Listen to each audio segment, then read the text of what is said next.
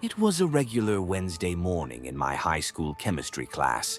Nothing exciting ever happened during first period. Just the usual mix of sleepy students, half-hearted note-taking, and the faint scent of burnt chemicals from the experiments conducted the day before.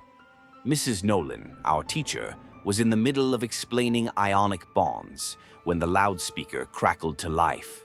"Attention all staff and students," the principal's voice announced, a tremor in his tone that instantly grabbed everyone's attention. "This is not a drill. I repeat, this is not a drill. Please initiate lockdown procedures immediately." The classroom fell into stunned silence as Mrs. Nolan froze mid-sentence. Her face turned pale, but she quickly composed herself. "Everyone, to the back of the room," she said, her voice calm but firm. She turned off the lights and motioned for us to crouch behind the lab benches. My heart was pounding as I shuffled to the corner with the rest of my classmates. The room suddenly felt smaller, suffocating even, as we all huddled together in silence. Someone whispered, "What's going on?" But nobody had an answer. The school wasn't in a bad neighborhood, and nothing like this had ever happened before. Minutes passed, though it felt like hours. The only sounds were the faint hum of the air conditioning and the occasional shuffling of feet. Then we heard it, the distant echo of footsteps in the hallway. Slow, deliberate footsteps. The room felt colder as the sound grew closer. Whoever it was wasn't in a hurry. The deliberate pacing made it worse, like they wanted us to hear them coming. My palms were sweating, and I could feel the tension radiating from everyone around me. Suddenly, there was a loud bang, the unmistakable sound of a door being slammed open. A couple of students gasped, and Mrs. Nolan quickly held up her hand, signaling for us to stay quiet. My heart raced as the footsteps resumed, stopping occasionally, followed by more banging doors. The sound grew louder, closer. It was just outside our classroom now. My stomach dropped when I saw the shadow of someone moving under the doorframe. The handle rattled, and for a moment, it felt like time stopped. Whoever was out there tried turning the knob, but thankfully, Mrs. Nolan had locked it as soon as the lockdown began. Then came a voice, deep, raspy, and filled with anger. "Open the door," the man shouted, his voice echoing down the hallway. "I know you're in there." A girl next to me started quietly sobbing, and another student tried to comfort her. My breathing was shallow, and I felt like I might pass out. Mrs. Nolan silently mouthed for us to stay calm. The man pounded on the door harder and harder. "Open the door," he bellowed, his voice cracking with rage. The door shook with every hit, and I was certain it wouldn't hold much longer. Suddenly, there was a loud crash from down the hall, followed by the sound of heavy boots running in the opposite direction. The pounding on our door stopped. For a moment, none of us moved, too terrified to even breathe. After what felt like an eternity, the loudspeaker came on again. It was the principal. "The lockdown is still in effect," he said, his voice shaky. "We've received confirmation that an unauthorized individual has entered the building. Law enforcement is on their way. Please remain in lockdown until further notice." The announcement didn't make me feel any safer. Who was that guy? And what did he want? We stayed huddled in silence for what must have been another 20 minutes, though it felt like hours. Finally, we heard the faint sound of sirens in the distance. Relief washed over me, but I was still on edge. Even when the footsteps in the hallway returned, this time heavier and accompanied by muffled voices, I didn't feel completely safe until there was a knock on the door, followed by a calm voice saying, "This is the police. You're safe now." Mrs. Nolan cautiously unlocked the door, and a uniformed officer stepped inside, his presence reassuring. He explained that the intruder had been apprehended near the gymnasium and that everyone was safe. The lockdown was officially lifted. As we filed out of the classroom, I caught a glimpse of the man being led out in handcuffs. He looked disheveled, his hair wild and his clothes dirty. He was muttering something under his breath, but I couldn't make out the words. Later, rumors started circulating that he'd been seen wandering near the school for days, acting strangely and talking to himself.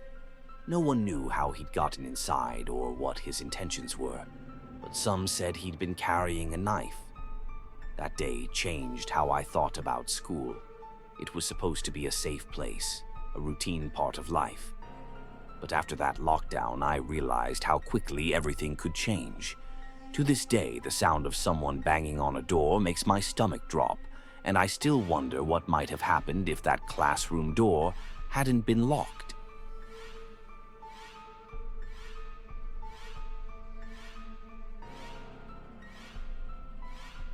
It was a chilly November afternoon, the kind where the sky stayed gray, and a faint drizzle made everything seem heavier. My school had 2 lunch periods, one for the 6th and 7th graders and another for the 8th graders. I was in the first lunch period that day, sitting at a table near the corner of the cafeteria with my friends. We were joking around, trying to finish a conversation we'd started earlier in class, when a loud bang echoed across the cafeteria. At first, I thought someone had dropped a tray or maybe slammed a locker nearby, but then there was another bang, louder this time, followed by a commotion. Heads turned toward the doors leading out to the courtyard, and the cafeteria quickly filled with murmurs. I looked over and saw 2 of the campus security officers rushing inside, shouting something I couldn't quite make out over the noise. "Everyone get up and head into the gym, now!" one of them yelled, his voice strained and commanding. For a moment, no one moved. It was like we were all trying to process what was happening. Then, as if on cue, the entire cafeteria erupted into chaos. Some kids started screaming, others just grabbed their stuff and bolted toward the gym doors. My friends and I exchanged nervous glances, unsure of what to do, but we followed the crowd, shoving our way through the mass of students.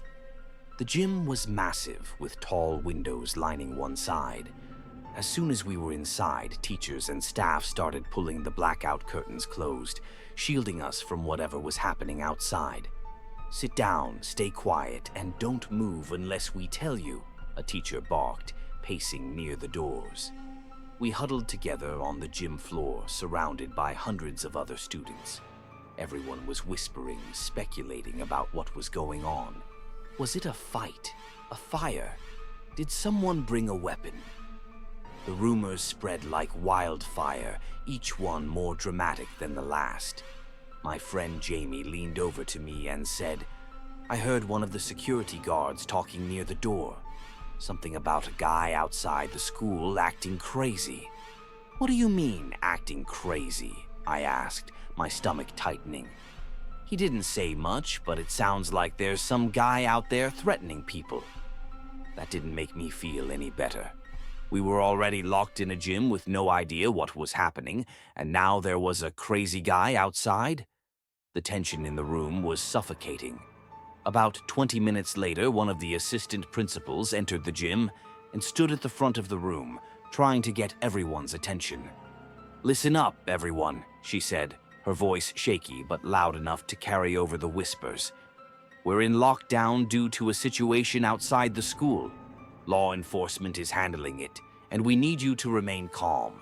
Stay seated, stay quiet, and do not approach the doors or windows." As she spoke, I noticed a couple of kids looking out through a tiny gap in the curtains. One of them gasped and quickly sat back down. Curious, I leaned over to Jamie. "What do you think they saw?" "I don't know," he whispered back, "but I don't think I want to find out." The lockdown dragged on for what felt like forever. Occasionally, we'd hear faint sounds coming from outside, voices, a siren, and once what sounded like someone yelling. Every little noise made the room tense up even more.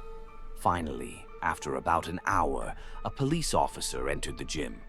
He stood in front of the crowd and explained what had happened. Apparently, a man living in one of the houses near the school had barricaded himself inside, threatening to harm himself and anyone who approached. The scariest part? He had been seen earlier in the day, pacing outside the school fence and watching students as they walked by. As the officer spoke, my heart sank further. It turned out the man had a history of erratic behavior and was a registered sex offender. The thought of him lurking so close to the school made my skin crawl. When the lockdown was finally lifted, we were escorted back to our classrooms, one group at a time. As we walked through the hallways, I couldn't stop thinking about what could have happened if the staff hadn't acted so quickly. Later that night, I was texting with my friend Kayla, who lived in the same neighborhood as the school. She told me that she'd seen the man before, on Halloween, standing in his front yard and carving something into his arm with a knife. She thought it was some weird attempt at a creepy costume, but now, after hearing about what happened, she realized it was just another sign of how unhinged he was. Even though the man was eventually taken into custody, I couldn't shake the unease I felt for weeks after the lockdown. Every time I walked past the houses near the school, I found myself glancing over my shoulder, half expecting to see him standing there, watching. It was a reminder that danger doesn't always come from where you expect, and that sometimes the scariest things are closer